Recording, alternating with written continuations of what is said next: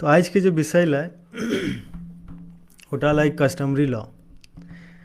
तो customary law के हम इन 3-4 विषय में जाने का प्रयास करबे कि कस्टमरी लॉ में किना है, क्या क्या क्या प्रावधान इटा में है वो है, और एकर से एकर बेनिफिट कौन ले हती। पहला टॉपिक इटा रहते कि कस्टमरी लॉ किना लाए और कस्टमरी लॉ हम इनके सिविलाइजेशन से कैसे जुड़ल लाए, या कस्टमरी लॉ के अगर कहल जाए तो कैसे सिविलाइजेशन लाए, इटा सेकंड विषय में रहते। मतलब टॉपिक टॉपिक वाइज इटा के तनी बांटल ही कि लोग के अच्छे से समझ आए। तो ओकर बाद रहते कि ना कि कस्टमरी लॉ फिर हम इनकी जो ट्रेडिशन है उटा में कैसे इम्प्लीमेंट होते, कौन टा लाए, कैसे होते। ओकर बाद जो लॉ के टर्म है कि कस्टमरी लॉ के कैसे एखन कुछ कुछ प्रावधान से उठा के तोड़ल जा रहा है, ओकर विषय में रहते। फोर्थ पॉइंट में यह रहते कि स्ट्रक्चरल वायलेंस किना है वो है, जेटा कि हम अपन ठेठ भाषा में जाइत के जाइत काटा आती, वैसने लॉ कैसे काटा है ओकर विषय में जानकारी रहते। और 5 में तो इनसे का विचार है, का राय मशवरा है, उटा जानने के प्रयास रहते। तो बूढ़ा बाबा महा माई सभी के गोड़ लाइक के और जे भी हमार गमैया हती उटिन के आशीर्वाद, जे बड़ हती ओकर से आशीर्वाद लैके और जे छोट हती ओकर से आशीष लैके इटा शुरू करही। तो कस्टमरी लॉ के माने है वो है इटा में जे इसमें आगे बढ़ते हैं। कस्टमरी लॉ उसको बोलते हैं जिसमें हम लोग का जो वंशज है, इसमें जो प्रावधान है हमारे वंशज को हमारे प्रॉपर्टी में कितना अधिकार होगा, इसको बोलते हैं इनहेरिटेंस। तो कस्टमरी लॉ में पहला प्रावधान जो हम लोग को दिखता है, ये जो लिखा हुआ है उसको बोलते हैं इनहेरिटेंस। जो हमारे वंशज हैं उनको हमारे प्रॉपर्टी में कितना हक मिलेगा। जैसे मैं किसी का बेटा हूँ तो मेरे पिताजी का जो पुश्तैनी प्रॉपर्टी है उसमें मेरा जो अधिकार होगा वो किस तरह से मुझे मिलेगा। अगर हम लोग 2 भाई हैं, 2 से अधिक भाई हैं, या हमारी बहन है, उनको मिलेगा कि नहीं। तो इसका ब्रीफ डिस्क्रिप्शन यही है, या इसके बारे में जानकारी यही है कि हमारे कस्टमरी लॉ में, हमारे संस्कृति में, या हमारे जो नियम कानून है उसमें बच्चे जो होते हैं, जो लड़के होते हैं, उनको अधिकार दिया जाता है। और जो हमारी महिलाएं हैं या जो लड़कियां हैं उन्हें उनके हस्बैंड के प्रॉपर्टी के जो अधिकार होते हैं उसमें 50% का शेयर उनके शादी, वो फर्स्ट वाइफ है, सेकंड वाइफ है या थर्ड वाइफ है, उनके अनुसार दिया जाता है। तो फर्स्ट वाइफ में क्या होता है कि इसको बोलते हैं टर्म्स में, इसको बिहा ही बोलते हैं। तो बिहा जो फर्स्ट वाइफ होगी उसको ब्याही बोलेंगे। जो सेकंड वाइफ होगी जिसको कम्युनिटी के सामने नहीं, उसको सिंदूर दान करके लोग लाते हैं, जिसको साझा बोलते हैं या सांझा बोलते हैं। सांझा और साझा में थोड़ा सा अंतर ये है कि सांझा का मतलब हम लोग शाम को जो जलाते हैं, अगर इसको बोलते हैं दिया बाती करते हैं, वो होता है। और साझा का मतलब होता है कि उनको हम लोग सिंदूर दान करके लाते हैं। और तीसरा बात क्या होता है कि रखनी, उनका जो प्रॉपर्टी में अधिकार होता है बस खाना पूर्ति का होता है, उनके बच्चों को भी उसमें कोई अधिकार नहीं होता है। तो इससे पता चला कि हमारे जो इनहेरिटेंस है या हमारे जो वंशज हैं उनको हमारे प्रॉपर्टी में कितना अधिकार मिलेगा। और ये किस हिसाब से पता चला, तो ये जो हिस्सा और बंटवारा है, ये बंटवारा हमारे शादी करने, और शादी आप फर्स्ट वाइफ को कितना देते हैं, सेकंड वाइफ के बच्चों को कितना मिलेगा, इसके अनुसार इसको बोला जाता है। तो अब ये सवाल उठता है कि ये जो नियम है वंशज का, ये हमारे संस्कृति से कैसे जुड़ा हुआ है, या इसको हम लोग कैसे कर सकते हैं कि हमारी संस्कृति है ये हमारी, क्योंकि संस्कृति में तो कल्चर आता है, ट्रेडिशन आता है, उसके बाद लैंग्वेज आता है। तो ये कैसे हम लोग कह सकते हैं कि ये हमारी संस्कृति है। और इसको जानने के लिए हम लोग जाएंगे कि जो वंशज है, ठीक है, तो वंशज कैसे आया, तो उसके लिए शादी किए होंगे। तो शादी किन में होता है, तो इसको रिवर्स गियर में हम लोग जाते हैं कि शादी हम लोग में दो टोटेम जो होंगे वो अलग अलग होने चाहिए। तो पहला चीज आया कि अगर कोई वंशज है तो उसके लिए शादी करना होगा, तो शादी किस प्रकार का है, पहला बात ये ध्यान देना होगा। तो पहला ब्याही होगा। जो ब्याही शादी होगा वो पूरे समाज के सामने या पूरा समाज का इन्वॉल्वमेंट होगा। और जो सांघा होगा उस शादी में समाज का बहुत कम लोगों का होता है, जिसे उसको सिंदूर दान करके ले आते हैं। और जिसको रखनी बोलते हैं उसको ढुकू के रूप में जानते हैं हम लोग, कि उसको, या एक्सटर्नल अफेयर्स है ज़्यादातर, उसमें लोग लाते हैं। तो फिर क्या होता है कि ये शादी जो है, तो शादी को हम लोग कैसे देखना, को देखने का क्या नज़रिया होना चाहिए हमारा। ये शादी विवाह जो हमारे कम्युनिटी में होता है उसमें आप लोग ऑब्जर्वेशन कीजिए, क्योंकि अभी शादी का माहौल है।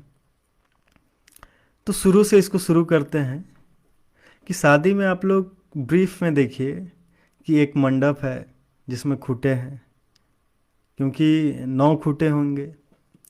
उसके बाद खूंटा गाड़ने वाला का अपना नाम है। उसमें जो चौक पूरा होगा उसमें उसका कुछ जिम्मेदारी है। उसके बाद जो शादी करवाएंगे उनका कुछ जिम्मेदारी है। तो इन सब चीज़ों को देखने से क्या पता चलता है कि ये जो सिविलाइजेशन है ये कैसे क्रिएट होता है। तो सबसे पहले जाते हैं कि शादी अगर हो रहा है तो उस शादी में मड़वा खूंटा कौन काट के लाता है। तो हम सभी जानते हैं कि जो मड़वा खूंटा गाड़ने की जिम्मेदारी होती है ये गोतिया की होती है। दूसरा क्या है कि जो उसमें चौक पूरा होगा, उस चौक पुरने में किसकी जिम्मेदारी होती है, किसकी भागीदारी सबसे ज़्यादा होती है। तो उस चौक पूरा जो रिचुअल है उसमें हमारी फूफू का सबसे बड़ी जिम्मेदारी होती है। उसके बाद हम लोग जाते हैं, जब हमारे घर में जब बारात आ जाता है या कहीं हम लोग बारात जाते हैं, तो सबसे पहले क्या होता है कि उस बारात का स्वागत कौन करता है, तो चाचा जी करते हैं या काका करते हैं। तो जो काका किए, तो हम लोग फिर जाते हैं कि लोकदा में जिया जी होते हैं या भाटू होते हैं। तो भाटू क्या करते हैं कि हमारे शादी के रिचुअल को प्रैक्टिस करवाते हैं।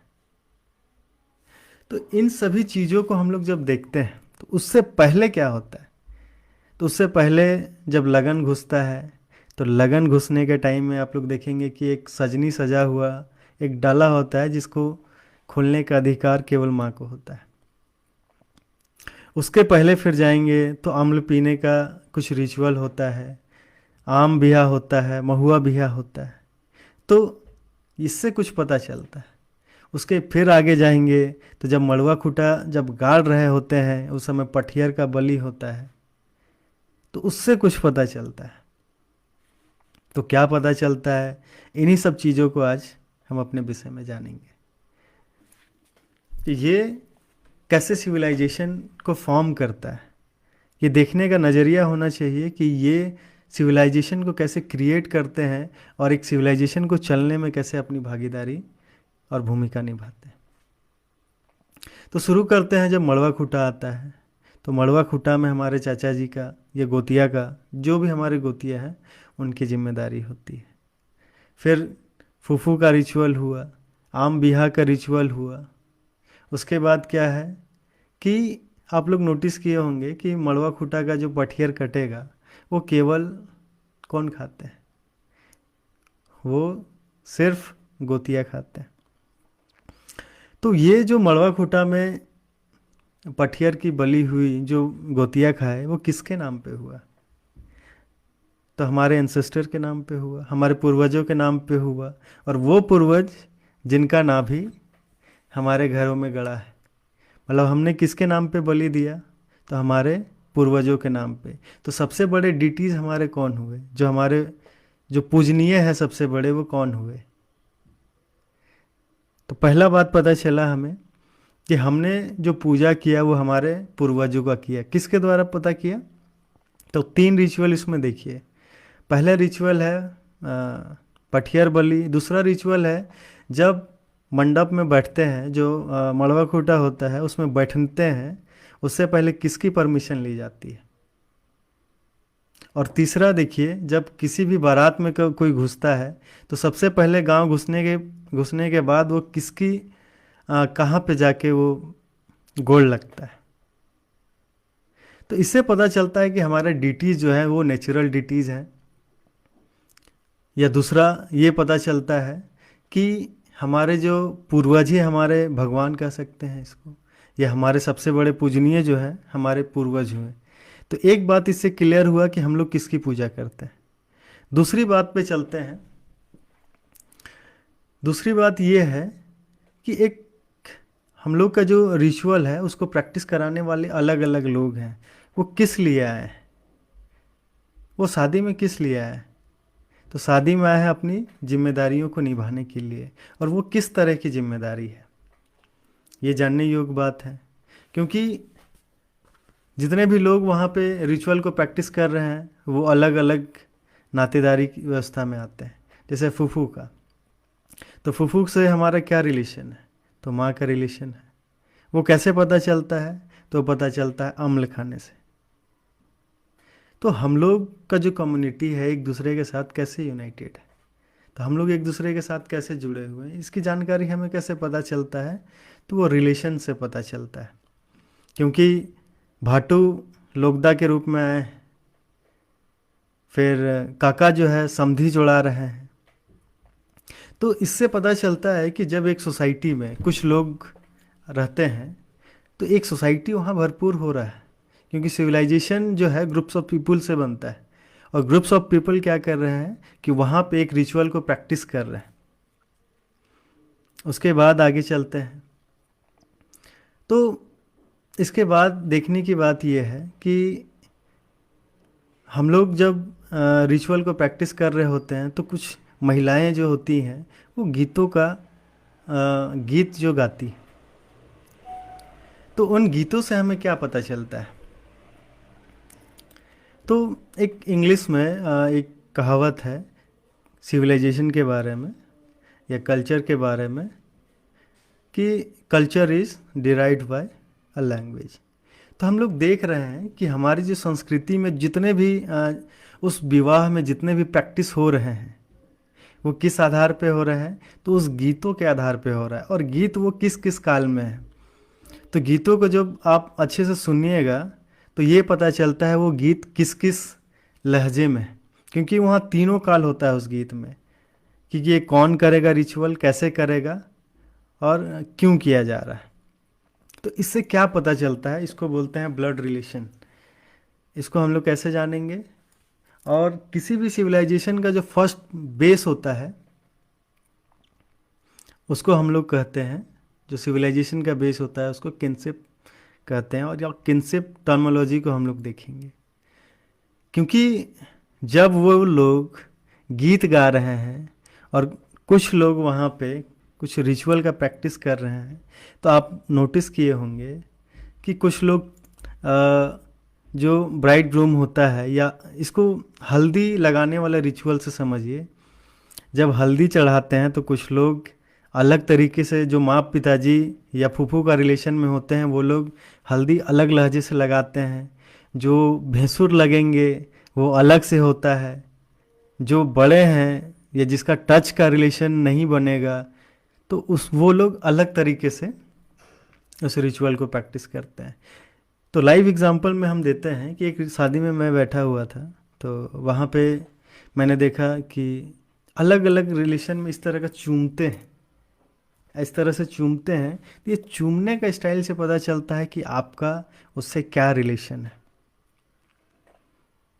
तो किनशिप का जो टर्म है वो कैसे हम लोग पता करें यहाँ से? तो हम लोग उसमें देखते हैं कि शादी एक ऐसा जगह है जहाँ पे कुछ ब्राइड ग्रूम है, जो ब्राइड ग्रूम है या जो जोड़ा है उनको कल्चर में क्या जिम्मेदारी दी गई है, उनकी अनुभूति की उनको जानकारी दी जाती है। वो कैसे? जब वो शादी करते हैं उसके बाद उनके जो जीवन है उसमें बहुत सारा जिम्मेदारी आ जाता है। आज हमारी शादी नहीं हुई है तो हमारे पास कोई जिम्मेदारी नहीं है सोसाइटी की, और जब हमारी मृत्यु होगी तो हमें तोपा जाएगा, ना कि जलाया जाएगा। पर वहाँ पे देखिए, जब आपकी शादी हो जाती है तो उसके बाद आप सोसाइटी के पार्ट हो जाते हैं, मतलब सोशल रिस्पॉन्सिबिलिटी हमारी आ जाती है। क्यों? अगर आप किसी के मौसा हैं तो आपके पास उसकी जिम्मेदारी है कि वो हमारे बच्चे हैं। अगर किसी के फूफा हैं तो आपके पास ये जिम्मेदारी आ जाती है कि हमारे बच्चे हैं। और इसी तरह से जितने भी रिलेशन हैं उनके पास एक सोशल रिस्पॉन्सिबिलिटी आ जाती है कि ये जो है हमारे कैसे प्रोटेक्टर, हम उनके कैसे होंगे और हमें उनके साथ किस रिलेशन को बिहेव करना है। तो ये पता चलता है। और शादी ही ऐसा एक इंस्टीट्यूशन है जिसमें हमें पता चलता है कि हमें किस संबंध के साथ किस तरह का रिलेशन रखना है। अगर हम किसी शादी में गए हैं और वहाँ पे हम उनके देवर लगते हैं तो हमारा जोकिंग रिलेशन कैसे पता चल रहा है? तो हमारे जो इंट्रोडक्शन होगा गीतों के द्वारा वो बताएंगे कि देखिए आपका देवर है, इनके साथ आपको किस तरह से बिहेव करना है। वही हम मेरे छोटे भाई के शादी में चले गए, मेरे से छोटा है, और जब हम वहाँ पे गए और वो बोल रहा है कि नहीं ये आपके भैंसुर हैं, इनका दूरी, आपको डिस्टेंस मेंटेन करना है। तो इस तरह की जो भावनाएं हैं या इस तरह के जो टीचिंग या इसको जो सीख है वो हमें कहाँ मिलेगा? तो ये हमें कहाँ से पता चल रहा है? तो ये हमें पता चल रहा है उस इंस्टीट्यूशन से। वो इंस्टीट्यूशन क्या है? तो वो शादी है। तो एक बात हम लोग नोटिस करते हैं कि उस शादी में हम लोग देख रहे हैं कि अलग अलग लोग अलग अलग क्रियाकलाप कर रहे हैं, और वो क्रियाकलाप किससे चल रहा है? तो एक भाषा से चल रहा है। तो भाषा और एक सोसाइटी, कुछ लोग हैं, लोग, ग्रुप ऑफ पीपल। तो इसको कैसे जानेंगे कि दो लोग मिलके, मतलब दो लोग मिलके गांव बनाते हैं।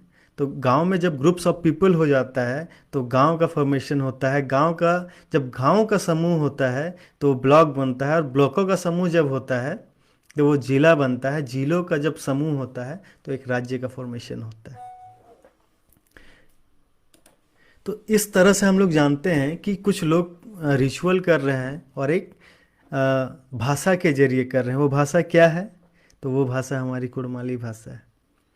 उसके बाद और एक चीज़ देखते हैं कि उसमें कुछ क्या बोलते हैं, बीट भी बज रहा है। तो हमारे साथ क्या है? बीट है, लोग प्रैक्टिस करने वाले हैं, और उसके साथ संगीत भी है। फिर क्या होता है कि जो भी लोग उस रिचुअल में पार्टिसिपेट किए हैं वो लोग हमारे रिलेशन में हैं। तो ये क्या हुआ? ये किनशिप हुआ। तो हमें इससे क्या पता चला कि हमारा जो सिविलाइजेशन है, कस्टमरी लॉ दिख रहा है कि इनहेरिटेंस के जरिए है, पर कस्टमरी लॉ में हम लोग एक चीज़ नोटिस कर रहे हैं कि कस्टमरी लॉ कैसे डिफाइन हो रहा है सिविलाइजेशन में। एक छोटा सा शब्द कितने चीज़ों को अपने साथ समेट के चल रहा है। जैसे कि हम लोग और भी आगे जा सकते हैं इसमें कि फुआ का रिलेशन वहाँ पे कैसे आया। तो फुआ का रिलेशन देखिए, उनके पास कुछ अधिकार है। कैसे अधिकार है? कि चौंक पुरने का अधिकार है। जब किसी उनकी जो भाई हो गया, उनका जो बच्चा आएंगे, जो इनहेरिटेंस आएंगे, हेयर आएंगे, उनको काजल पहनाने का अधिकार है। तो इस तरह से हमें पता चलता है कि हमारे जो रिलेशन है वो कैसे एक ही जगह पे जब शामिल होते हैं और उस रिलेशन को हम लोग जानते हैं या प्रयास करते हैं जानने का, तो वो क्या है? वो इंस्टीट्यूशन क्या है? तो वो इंस्टीट्यूशन है हमारा शादी। तो वहाँ परिवार, दो परिवार मिल रहे हैं, तो हमारे परिवारों के बीच में जो समन्वय हो रहा है, तो वही तो हुआ संस्कृति। तो संस्कृति कैसे बनता है? संस्कृति में एलिमेंट क्या क्या है? या सिविलाइजेशन कैसे बनता है? तो हम लोग जानते हैं सिविलाइजेशन में ज्योग्राफिकल आइसोलेशन होना चाहिए। तो वो लोग जो वहाँ पे आके हैं वो तो किसी एरिया से आए होंगे, पहला चीज़ हुआ। दूसरा चीज़ हुआ, जो रिचुअल प्रैक्टिस कर रहे हैं वो डिटीज़, नेचुरल डिटीज़ हैं, जो पूर्वज हैं, जैसे अम्ल खाने का रिचुअल हो गया, फिर पठियर काटने का हो गया, फिर भूत पीढ़ा का गोड़ लगना हो गया, गीत बज रहे हैं, महुआ बिहा है, ये सब क्या हुआ? तो ये हुए प्रिमिटिव ट्रेड्स। ये प्रिमिटिव ट्रेड्स हुए कि नहीं? और जो रिचुअल प्रैक्टिस करवा रहे हैं, जो प्रैक्टिस कर रहे हैं, वो किसके जरिए कर रहे हैं? तो फुआ है, मौसा मौसी का अपना है, उसके बाद क्या बोलते हैं, भाटू का अपना है। तो ये सभी मिलके किस एलिमेंट को पैदा कर रहे हैं? ये सिविलाइजेशन को पैदा कर रहे हैं। और ये सभी किस के जरिए चल रहे हैं? तो भाषा के जरिए चल रहे हैं। एक गीत के जरिए चल रहे हैं तो एक भाषा हुई। तो यहाँ से हम लोग का सिविलाइजेशन क्रिएट होता है। और इन्हीं सब चीज़ों को रिजले ने देखा, हर्बर्ट हॉफ रिजले ने देखा, और इसलिए कस्टमरी लॉ को डिफाइन किया गया। अब सोचिए, जो इसका इस तरह से संबंध नहीं बना है समाज में, तो उसके लिए क्या समस्याएं आ गई होंगी। तो जैसे जिसका सांगा होता है, जिस तरह सांगा भी है, जिस किसी का भी होगा, उसको प्रॉपर्टी में 50% अधिकार नहीं मिलता है, वो उस वाइफ को। जो सेकेंड वाइफ होती हैं, उनको जो जो सेकेंड वाइफ का 50% बचता है पति से, उसका 50% उनको मिलता है। तो वो जैसे 10 है, तो 10 का 50% हो गया फर्स्ट वाइफ को, जो 50 बचा तो 25% का अधिकार फिर उस वाइफ के पास होता है। तो ये जो सिस्टम है, यही कस्टमरी लॉ है। तो कस्टमरी लॉ सिविलाइजेशन को कैसे जोड़ते हैं, इसमें बहुत सारी बातें हैं। एक एक रिचुअल प्रिमिटिव ट्रेड्स के रिचुअल हैं।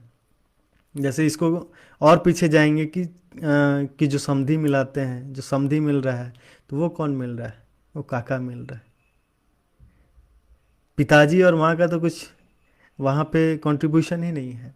उसके बाद जो सरसों का दाना है, वो सरसों का दाना कैसे घुमा रहे हैं, एंटी क्लॉकवाइज घुमा रहे हैं, क्लॉकवाइज घुमा रहे हैं, इससे पता चलता है कि ये प्रिमिटिव ट्रेड्स हैं। उसके बाद जाइए, पीढ़ा है। अगर पीढ़ा छिला हुआ है और एक ही लकड़ी से बना है, तो ये बात है कि वो आपका हेयर है, ये आपके जरिए उनका जन्म हुआ है। और वही पटरा में पटरा में कांटी मार के किसी पीढ़ा का निर्माण किया गया, तो उससे क्या पता चला? कि उससे पता चला कि वो लोग अडॉप्टेड हैं। तो ये सब क्या बता रहा है? जो रिचुअल वहाँ प्रैक्टिस हो रहा है विवाह में, उससे क्या पता चल रहा है? इससे पता चल रहा है कि हमारे जो प्रिमिटिव ट्रेड्स हैं, ये हमारे प्रिमिटिव ट्रेड्स हैं। अब ज्योग्राफिकल आइसोलेशन को कैसे इंडिकेट कर रहे हैं? जो सजनी सजा के आया, उसमें 3 चीज़ है।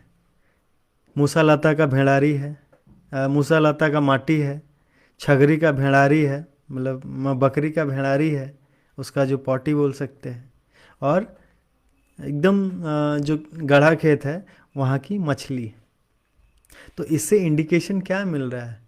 कि वाटर रिसोर्स है। तो ये प्रिमिटिव ट्रेड्स नहीं है। और किसी भी सिविलाइजेशन या इंडिजिनस कम्युनिटी का सबसे बड़ी बात जो होती है, वो उसकी प्रिमिटिव ट्रेड्स होती है। और सेकंड क्या है? जो बेस है किसी भी इंडिजिनस कम्युनिटी का, उसको बोलते हैं किनशिप टर्मिनोलॉजी।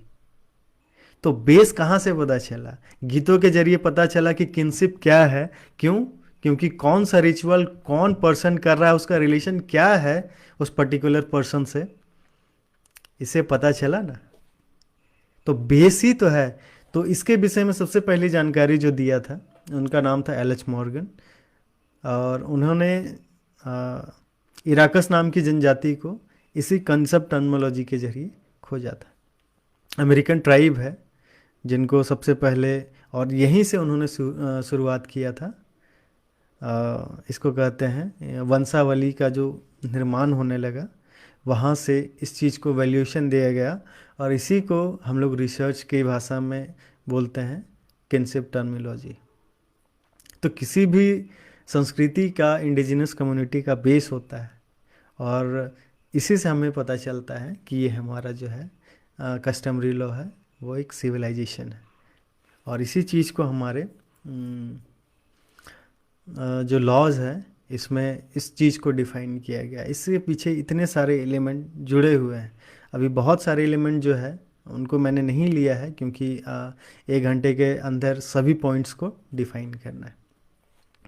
तो इसके आगे चलते हैं कि अब जो वर्तमान स्थिति है इसको जानते हैं कि वर्तमान स्थिति में हमारे साथ इस लॉ को, कस्टमरी लॉ को तोड़ने के लिए कौन कौन से कारक उपयोगी हो रहे हैं और हमें हमारी संस्कृति से तोड़ने के लिए क्या क्या उपाय लोग कर रहे हैं, या इसको कह सकते हैं कि स्ट्रक्चरल वायलेंस कैसे हो रहा है। तो एक केस लेते हैं कि स्ट्रक्चरल वायलेंस का मतलब क्या होता है। स्ट्रक्चरल वायलेंस का मतलब होता है कि एक लॉ से दूसरे लॉ को काटना। तो अभी हम लोग नोटिस कर रहे हैं कि जब से हिंदू सक्सेशन एक्ट इम्प्लीमेंट हुआ है और जब से एक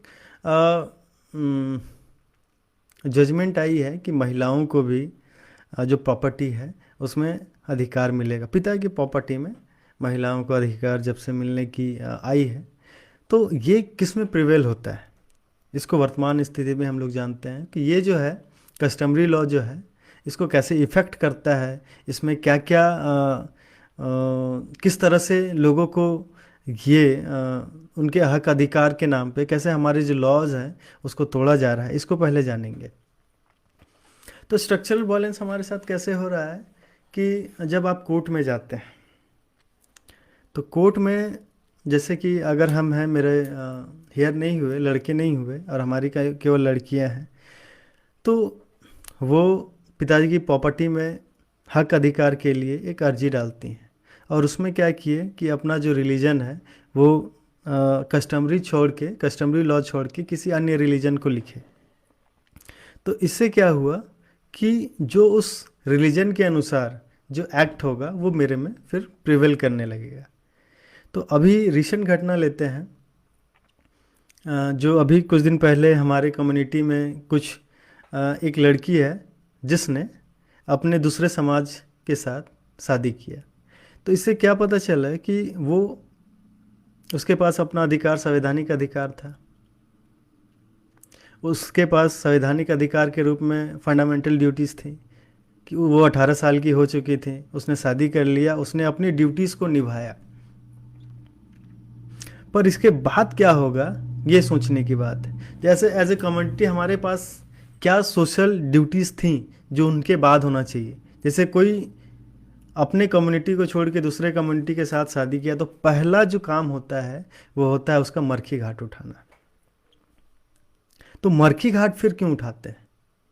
तो मरखी घाट इसलिए उठाते हैं, जो हमने शादी में अभी बात किया कि जो शादी में जितने भी सोशल रिस्पॉन्सिबिलिटीज़ थी हमारे उस पर्सन को लेके, वो मरखी घाट उठा के हमने उसका ख़त्म किया। क्योंकि हमारा जो रिलेशन है, हम लोग एज ए सोसाइटी इसलिए जुड़े हैं, हम लोग यूनाइटेड बाय रिलेशंस हैं।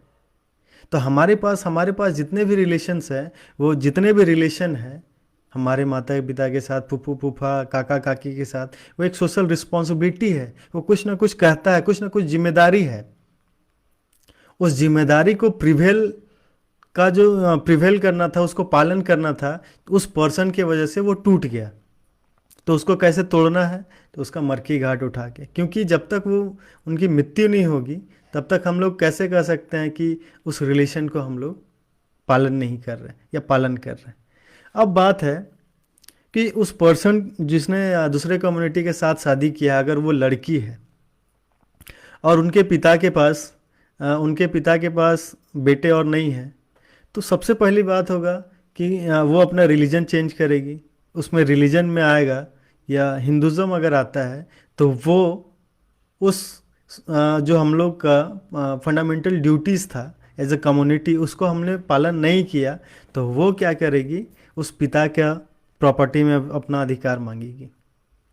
तो जैसे ही उसने उस अधिकार को मांगा तो हमारे कम्युनिटी के जो सोशल कस्टम है उसके अंदर वो घुसेगी नहीं। तो ये बात लॉ क्यों नहीं कहेगा कि आप में कस्टमरी लॉ प्रिवेल नहीं करता है? तो क्यों जरूरी है उसका मरखी घाट उठाना? इससे ये पता चला। फिर स्ट्रक्चरल वायलेंस कैसे हो रहा है इसको जानेंगे। जैसे हम हैं, मेरे कोई हेयर नहीं है, हम निर्वंश है। अगर हम मानते हैं कि अगर हम निर्वंश है तो मेरा प्रॉपर्टी का अधिकार जाना चाहिए था मेरे भाई के ऊपर। अगर मेरी एक बेटी है तो वो मेरे प्रॉपर्टी के अधिकार मांग रही है, मेरे में प्रॉपर्टी अधिकार मांगी, तो वो कैसे मांगी? क्योंकि हमारे कस्टमरी लॉ में तो फिर प्रॉपर्टी का अधिकार है नहीं, वो तो बेटे को मिलेगा। और नहीं है तो उसका मतलब है जो मेरे जनरेशन के ऊपर जो होंगे, उनके जो वंशज होंगे, उनको मेरा प्रॉपर्टी का अधिकार चला जाएगा। तो वो क्या की कि जब अपना एफिडेविट बना रही होगी उसमें अपना रिलीजन लिख दी। तो रिलीजन जैसे लिखी तो उसमें उससे पूछा जाएगा कि आप दया भागा के अनुसार प्रॉपर्टी का डिस्ट्रीब्यूशन चाहते हैं कि मिताक्षरा के अनुसार चाहते हैं। तो इससे मिताक्षरा जैसे होगा, दया भागा जैसे होगा, उसके बाद उसको पिता की प्रॉपर्टी में अधिकार मिल जाएगा। तो हमारे साथ क्या घटना हो रहा है कि हमारे जो प्रॉपर्टी है उसमें अधिकार जो है, जो बाहर कम्युनिटी के लोग शादी कर रहे हैं, वो किस तरह से हमारे कम्युनिटी के अंदर हमारे जो लैंड है उसको ले रहे हैं।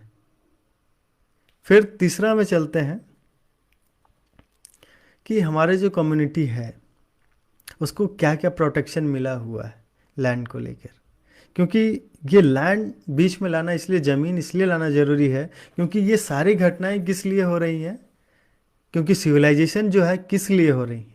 तो सिविलाइजेशन का पहला पार्ट है कि वो जोग्राफिकल आइसोलेशन या जोग्राफिकल एरिया कह सकते हैं इसको। तो जोग्राफिकल एरिया किससे डिनोट करता है? वो लैंड से डिनोट करता है। तो सभी चीज़ जो है आ रही हैं सिविलाइजेशन की, जैसे जोग्राफिकल एरिया हो गए, प्रिमिटिव ट्रेड्स हो गए, लैंग्वेज हो गया, ये सभी चीज़ों को देखिए कैसे किस तरह से हम लोग इस विषय में ला रहे हैं। तो वो प्रिवेल कहाँ कर रहा है? लैंड में।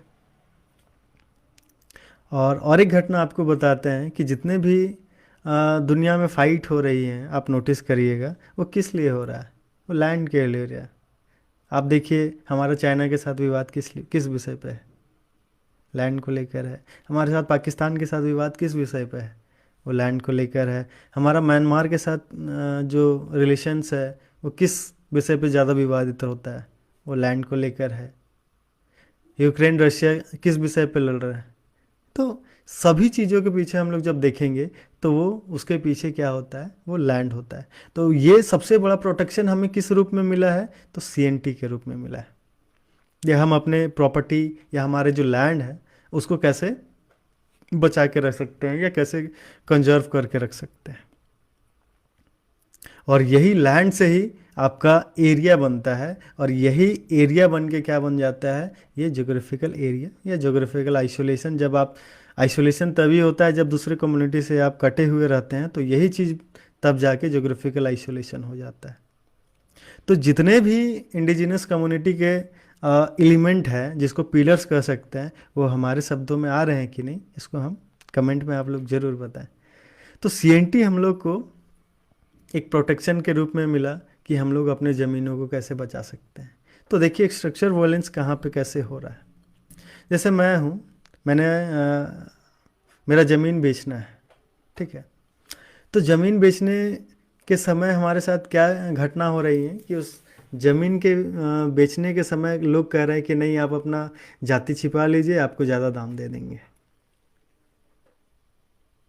ये घटनाएं वास्तविक तौर पे होती हैं जब हमारे कुर्मी समुदाय के लोग ज़मीनों को बेचते हैं।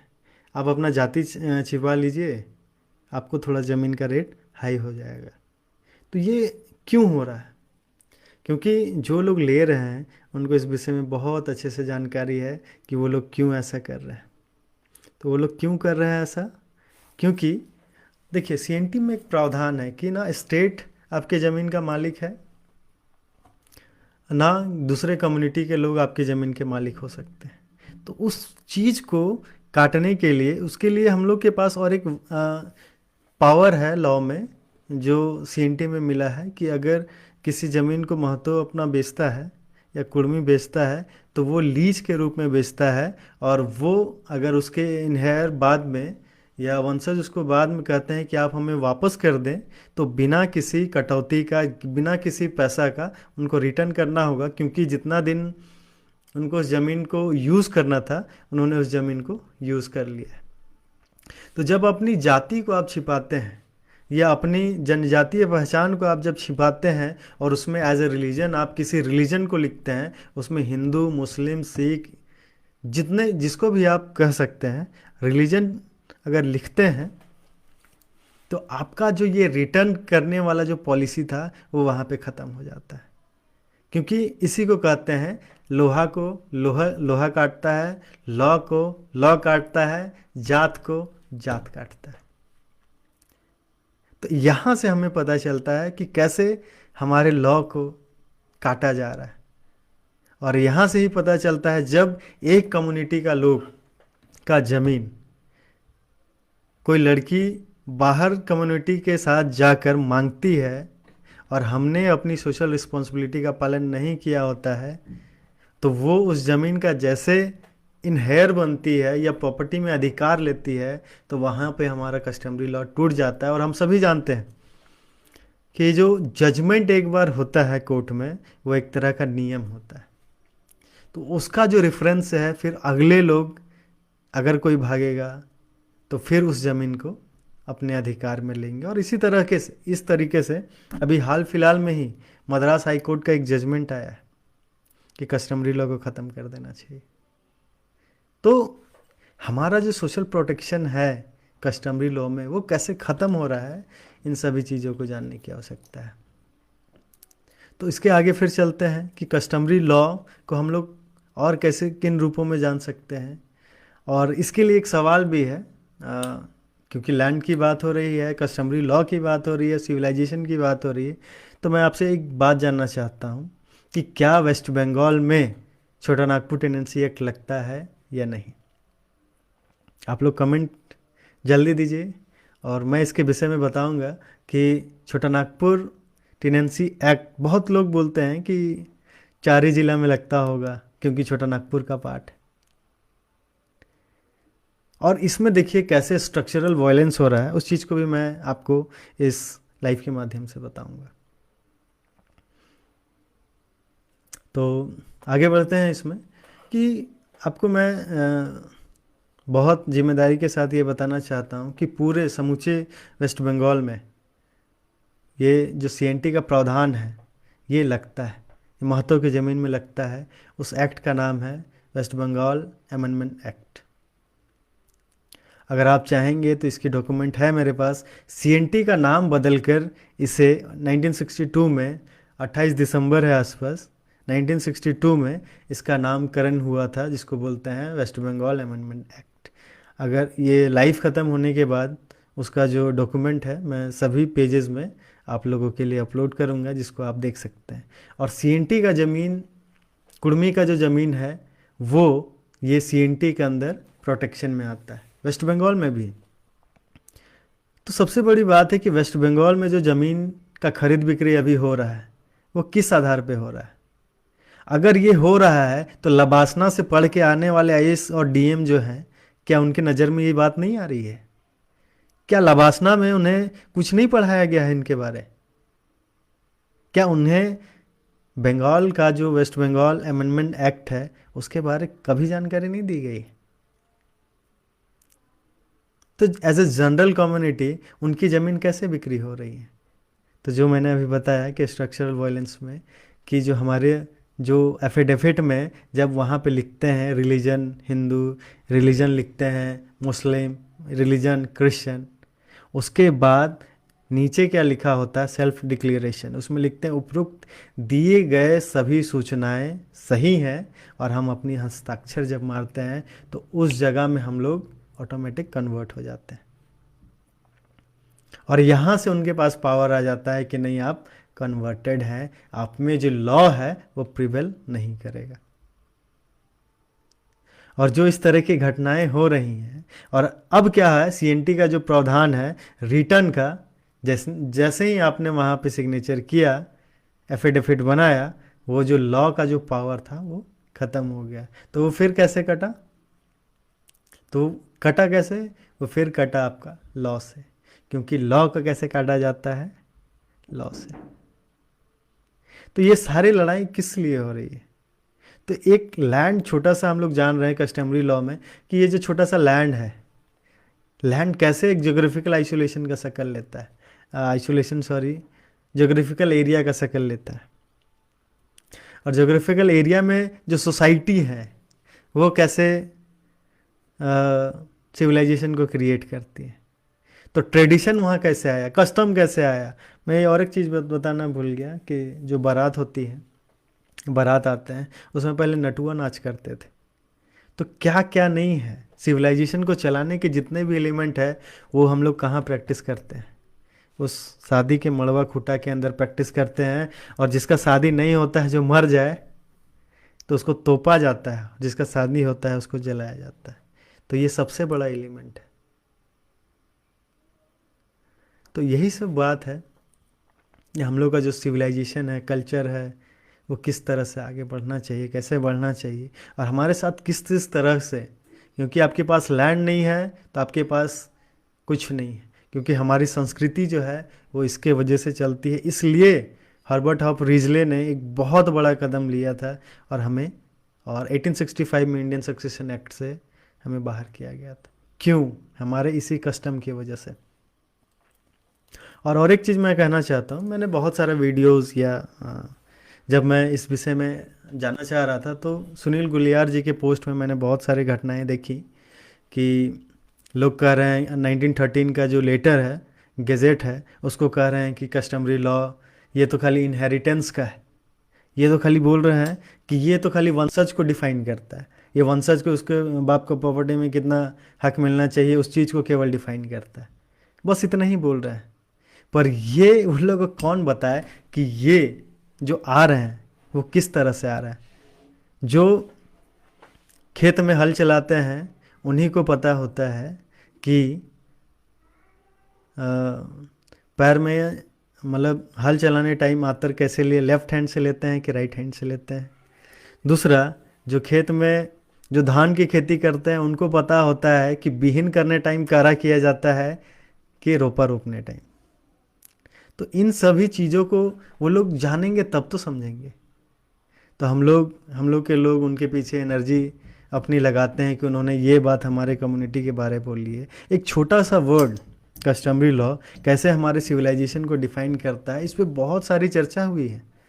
प्रिवी काउंसिल हम जानते हैं, इसके बारे में बहुत बड़ा अध्ययन हुआ है। 1865 का लॉ आने से पहले बहुत बड़ी चर्चा वहाँ की, जो जो भी संसद थी ब्रिटिश की, वहाँ पे पूरा प्रॉपर डॉक्यूमेंटेशन है उसका कि किन समुदाय को उनके अंदर रखना चाहिए, क्यों रखना चाहिए, किस लिए रखना चाहिए। तो हम लोग की सबसे बड़ी धरोहर क्या है? हमारी सबसे बड़ी धरोहर ये लैंड है। और वो किससे प्रोटेक्टेड है? वो झारखंड में सीएनटी एक्ट के जरिए प्रोटेक्टेड है, और वेस्ट बंगाल में वेस्ट बंगाल अमेंडमेंट एक्ट, जो सीएनटी का नया नाम है, 1962 में उसको नया नामकरण करके उसे बनाया गया है। और उसमें ये साफ प्रावधान है, आर्टिकल 46 के बारे में उसमें पूर्ण रूप से जानकारी है। उसमें पूरा एक पेज हमारे लिए लिखा गया है, और हम लोग अपने राइट्स को नहीं जान रहे। जब तक हम लोग अपने राइट्स को नहीं जानेंगे, हमारे जो अधिकार है नहीं जानेंगे, तो हम लोग अपना अधिकार का प्रोटेक्शन कैसे करेंगे? जो हमारे अधिकार है, सोशल रिस्पॉन्सिबिलिटीज़ है, जो हमारे अस्त्र मिले हैं हमें अपने आप को दूसरे कम्युनिटी से बचाने का, उसका उपयोग नहीं करेंगे तो हम लोग अपनी जो प्रॉपर्टी है उसका कंजर्वेशन कैसे करेंगे? तो हमें क्या जानने की आवश्यकता है? आज इतनी बड़ी घटना है, आज बंगाल के लोग बिलीव नहीं करते हैं कि हमारे स्टेट में सीएनटी भी है। ये क्यों? और इसके वजह से क्या हो रहा है, इसके आगे सोचिए। अगर कोई भी लॉ बहुत लंबे समय तक प्रिवेल नहीं करता है, उसका प्रैक्टिस नहीं होता है, तो सरकार के पास ये पावर होता है उस लॉ को ख़त्म करने का। तो जब हमारा लॉ प्रैक्टिस में ही नहीं है, तो सरकार के पास अभी क्या ऑप्शन बचा है? तो कितनी बड़ी जिम्मेदारी हमारे पास है। जैसे अभी मैं सेंट्रल यूनिवर्सिटी झारखंड के बारे में बताता हूँ। डिपार्टमेंट है सेंट्रल यूनिवर्सिटी में कस्टमरी लॉ का, वो ख़त्म होने वाला है। क्यों? क्योंकि वहाँ एडमिशन नहीं हो रहा है। एडमिशन के लिए लोग आते भी हैं तो उन्हें जान के नहीं लिया जाता है, और फिर क्या होगा, वो डिपार्टमेंट धीरे धीरे बंद हो जाएगा। क्योंकि जब उपयोग में ही नहीं है तो फिर उसको चला के क्या फ़ायदा। तो अब बात करते हैं कि हम इससे कैसे बचाव कर सकते हैं। ये सभी तो रीजन हुए, कि ये कारण हुए, इससे हम लोग कैसे अपने कम्युनिटी को बचा सकते हैं। तो सबसे पहली बात है, हमें जितने भी हमारे वकील हैं या जितने हमारे बार काउंसिल के मेंबर हैं, उनके साथ एक बहुत ज़ोरदार मीटिंग चाहिए। वो कैसा? क्योंकि हमारे दूसरा इन्फॉर्मेशन, आज सभी घर का एक प्रॉब्लम है कि लड़की जो है अपने बाप के अधिकार में, प्रॉपर्टी में अधिकार मांग रही है। और हमारे कुर्मी समुदाय में सबसे बड़ी बात यह है कि हमारे जो भूत पीड़ा का है उसका मीट हम लोग शेयर नहीं करते हैं परगोत्र में, परगोत्री खाती नहीं है, तो हम लोग अपना लैंड परगोत्री में कैसे शेयर कर सकते हैं? ये बात है। तो हमें क्या करना चाहिए? तो सबसे पहले ये कि हमारे लोग जब जाते हैं कोर्ट में तो वो डाइवर्ट हो जाते हैं, क्योंकि भीड़ इतना ज़्यादा होता है। वहाँ पे जब वकील मिलते हैं तो वकील क्या करते हैं, उनकी जो प्रॉपर्टी होती है, उनके जो जाति सर्टिफिकेट होती है, कास्ट सर्टिफिकेट होती है, उसको अपने हिसाब से डिज़ाइन करते हैं। जो जानकार हैं वो तो ठीक जानकारी अगर देते हैं तो उनकी प्रॉपर्टी बच जाती है। अगर उस वकील ने जाति प्रमाण पत्र और कास्ट और वंशावली सही तरीके से नहीं बनाया तो वो जो है कस्टमरी लॉ उसमें प्रिवेल करेगा ही नहीं। एक छोटा सा जाति प्रमाण पत्र आपके जीवन, आपके प्रॉपर्टी को कैसे क्लियर कर सकता है, कैसे खा सकता है, इसको यहाँ से जानिए। जब आप जाति प्रमाण पत्र वहाँ जमा करते हैं तो आप इंडियन सक्सेशन एक्ट के अंडर आ जाते हैं। तो इसकी जानकारी कहाँ लिखी होनी चाहिए? ये छोटा सा कस्टमरी लॉ देखिए, आपको अगर आप अपने रिलीजन में लिखते हैं तो कितनी सारी चीज़ों से बचा सकता है। आपको शेड्यूल ट्राइब या ST/SC एट्रोसिटीज़ एक्ट से बचा सकता है, आपकी प्रॉपर्टी से बचा सकता है। तो हमें सबसे पहले हमारे जो वकील हैं उसमें एक ये काउंटर बनाना चाहिए, या जो भी महतो कम्युनिटी, कुर्मी महतो कम्युनिटी से है, उनको अपने जो वकील जहाँ चैम्बर है, एडवोकेट चैम्बर है, वहाँ ये ज़रूर लिखें कि महतो के लिए स्पेशल प्रोविज़न्स क्या क्या हैं, उन्हें वहाँ पे लिख के रखना चाहिए। या हमें एज ए कम्युनिटी हमें पोस्टर बना के इस चीज़ को सर्कुलेशन करना चाहिए कि हम कुर्मी हैं तो हमें अपने एफिडेविट में क्या क्या लिखवाना है और क्या क्या नहीं लिखवाना है। क्योंकि जब तक हम ऐसा नहीं करेंगे बाय लॉ, वो लॉ क्या होगा, फिर जाके एक नियम बन जाएगा। जब जजमेंट होगा वो नियम बन जाएगा तो फिर क्या होगा, हमें आगे वाले जजमेंट में फिर दिक्कत होगी। तो उसके लिए सबसे पहले हम लोग को ये हमारे जो एडवोकेट हैं, जो बार काउंसिल के मेंबर हैं, उनके ये चैम्बर में बात जानी चाहिए और ये कुर्मी के लिए स्पेशल गाइडलाइन वहाँ डालनी चाहिए। और इस विषय से और एक विषय मैं बताना चाहूँगा। जो उरांव कम्युनिटी के साथ एक केस हुआ प्रभा मिंच का, उसमें यही गलती एक पार्टी ने किया, उसका खामियाजा उन्हें अपने कस्टमरी लॉ से धोके देना पड़ा। और एक चीज़ मैं बताना चाहूँगा, जो हमारा विरोध करते हैं उन्हें मैं एक जानकारी देना चाहता हूँ। ये जानकारी है 1971 की। ये 1971 की जानकारी है।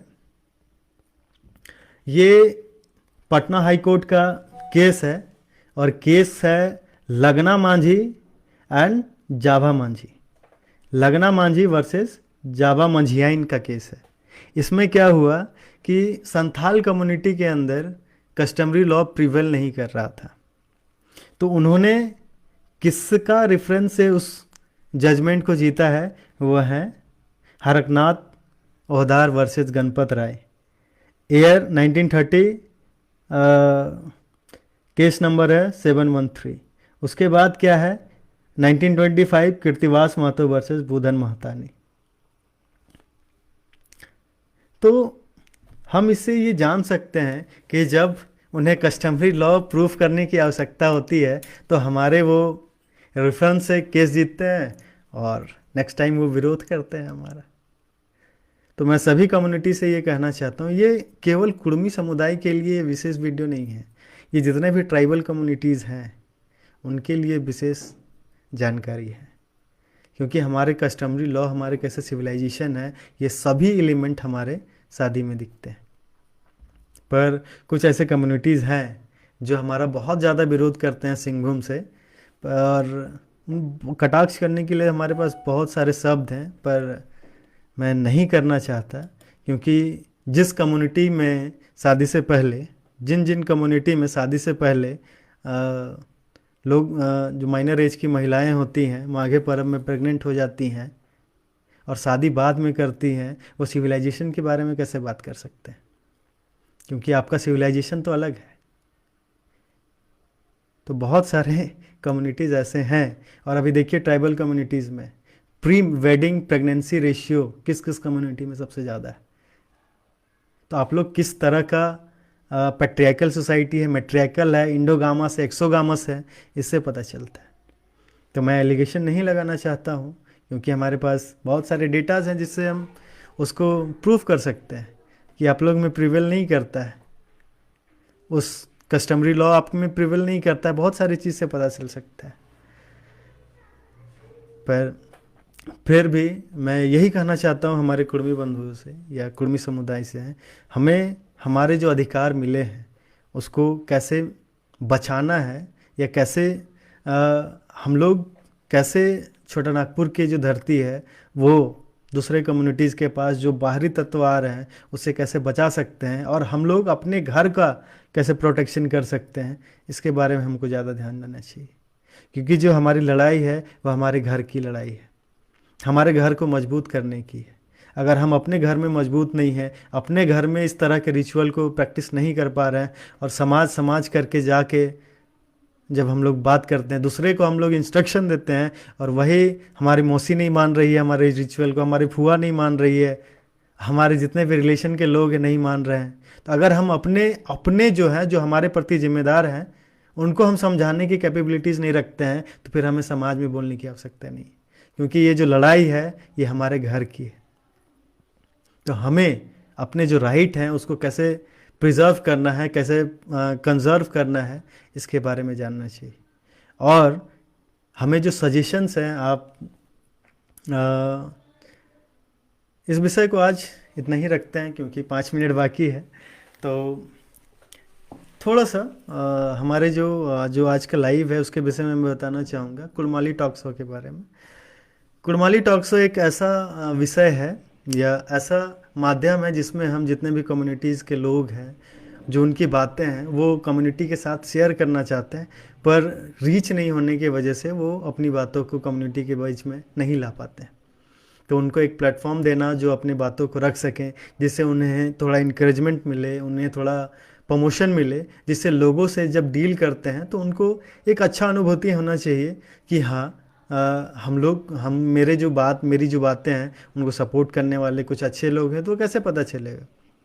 तो वो पता चलेगा उनकी एडवर्टीजमेंट से, उनकी बातों से। जब उनको उनकी अच्छी बातों को के लिए लोग उनको शाबाशी दें या उनके जो काम है उनको सराहें, तो ये प्लेटफॉर्म कुड़माली टॉक शो जो है, कुड़माली के जो शब्द हैं, कुड़माली के जो बातें हैं, कुड़माली जो सिविलाइजेशन है उसको प्रमोट करने के लिए इस प्लेटफॉर्म का यूज़ किया जा रहा है। इसमें और एक आप सभी से अनुरोध भी है कि इस प्लेटफॉर्म को चलाने के लिए हमारे टीम में बहुत सारे लोग हैं जो दिन रात मेहनत कर रहे हैं, और हम आपसे ये आशा रखते हैं अगर आपको ये वीडियो अच्छा लगता है या हमारी बातें, या आप चाहते हैं कि हम लोग इसी तरह से काम कर सकें, इस कम्युनिटी के बीच अपनी बातों को रिप्रेजेंट कर सकें, कुछ रिसर्च, कुछ नई बातें आपके सामने ला सकें, डॉक्यूमेंट। और सबसे बड़ी बात है कि ये जो प्लेटफॉर्म ये डॉक्यूमेंट में बात करता है। हम जितने भी हमने बात की हैं उनके बहुत साक्ष्य हैं, प्रमाण हैं, तभी जाके मैं इन बातों को आपके सामने रख रहा हूँ। तो इस प्लेटफॉर्म को आपसे यही चाहिए कि जितने भी चैनल्स इसमें जुड़े हुए हैं, जो पेजेस हैं जिसमें आप अलग अलग चैनल में इसको सुन रहे हैं या देख पा रहे हैं, उनको लाइक ज़रूर करें, उन पेजेस को ज़रूर लाइक करें, जिससे जो हमारे लड़के हैं, जो हमारे लोग बहुत मेहनत कर रहे हैं कि हमारी बातों को अलग अलग प्लेटफॉर्म में लेकर जाएं, लोगों के सामने लेकर जाएं, सोसाइटी का कुछ अच्छा करे, भला करे। नए लड़के हैं उनको उनका आप सभी जानते हैं कि एक अच्छा माध्यम है फेसबुक मोनेटाइजेशन। तो जितने भी चैनल है उसको लाइक कीजिए, और मेरा एक ही कहना, आपको मेरी बातें अगर अच्छी लगती हैं तो उन्हें शेयर कीजिए। और ये हमारे घर घर की बात है। 2 में से 1 केस ज़रूर ऐसे आएंगे जिसमें किसी बहन ने अपने पिताजी की प्रॉपर्टी में हक मांगा है। तो आज का वीडियो यहीं पे समाप्त करते हैं, और मैं प्रयास करूंगा कि और भी लोगों को जल्द से जल्द जो एडुकेशन से जुड़े हों, जो अच्छे अच्छे प्रोफेशंस में हो, उनको कुड़माली टॉक शो के जरिए आप लोगों के समक्ष लाने का प्रयास करूँगा। तो राड़ माटी के राइड जोहार, राय रैया देवा भूता, और जितना भी हम इनके पूर्वज हती सबके गोड़ लाइक के, और जे भी हमरा गमवैया हती उटिन के आशीष लेके आज के वीडियो के समाप्त कर रही हो। जोहार, जय ग्राम, और मुड़कट्टी हमार ध्यान रखबे कर रहे। जोहार।